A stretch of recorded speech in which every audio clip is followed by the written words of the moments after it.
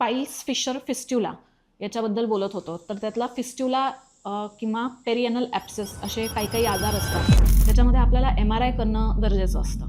कारण बिना MRI करता आपल्याला त्याचा एक्सटेंट कळत नाही. लॅट्रिन करण्याची जागा, मोशन करण्याची जागा, तिथे फक्त पेशंट पेन घेऊन येत असतो की सिव्हिअर पेन आहे, बसता येत नाही आहे, फीवर येतोय आणि आम्हाला पण बघताना तो एरिया खूप छोटा असतो. त्यामुळे आपल्याला कदाचित छोटीशी स्वेलिंग दिसते. पण पेशंटचा ज्या प्रमाणात पेन आहे, ज्या प्रमाणात त्याला फीवर येतोय किंवा आपण जर त्याची टेस्ट केली, ब्लड टेस्ट केली, तर WBC काउंट ज्या प्रमाणात वाढलेले असतात, ते मॅच होत नाहीये जेवढं ते छोटंसं दिसतंय आणि पेशंटचे हे.